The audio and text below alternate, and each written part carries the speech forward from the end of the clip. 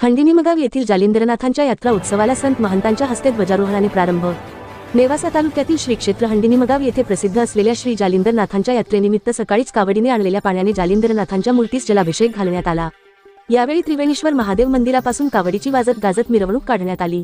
त्रिवेणीश्वर देवस्थानचे महंत स्वामी श्री रमेशानंदगिरीजी महाराज, मध्यमेश्वर येथील महंत बालयोगी महंत ऋषीनाथजी महाराज, शिनाई देवस्थानचे महंत श्री आविराज महाराज यांच्या हस्ते ध्वजारोहण करून यात्रेचा शुभारंभ करण्यात आला। यावेळी मंदिर सभामंडपामध्ये झालेल्या कार्यक्रम प्रसंगी महंत श्री रमेशानंदगिरीजी म्हणाले की धार्मिक पार्श्वभूमी असलेल्या हंडिनीमगावमध्ये जालिंदरनाथांच्या यात्रेचा उत्साह मोठ्या थाटामाटात होत असतो। यामध्ये सर्वधर्मीय समाजातील कुटुंब एकत्र येऊन हा सोहळा शांततेत पार पाडतात। जालिंदरनाथांच्या कृपेने गावातील शांतता, समन्वय असून सर्वजण एकत्र येऊन सन्मानाने राहत असतात। असेच कार्यक्रम यापुढेही सुरू ठेवा अशी अपेक्षा त्यांनी व्यक्त केली। याप्रसंगी हंडिनीमगावचे सरपंच भिवाजीराव आघाव, सुरेशनगरचे सरपंच कल्याणराव उभेदळ, पांडुरंग उभेदळ, बाळासाहेब साळुंके, माजी सरपंच अण्णासाहेब जावळे, युवा नेते किरण जाधव, अमृत उभेदळ यांनी मनोगत व्यक्त करत यात्रेसाठी शुभेच्छा दिल्या।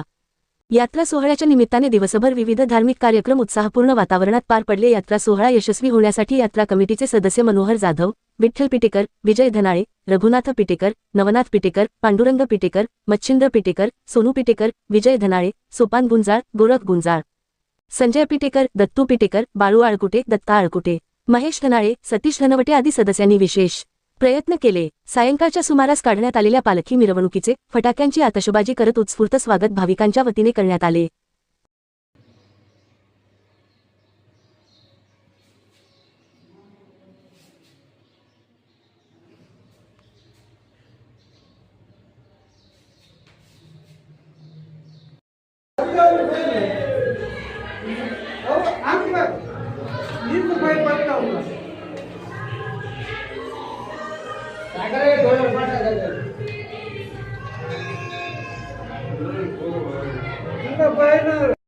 महाराज की जय, लक्ष्मी माता की जय।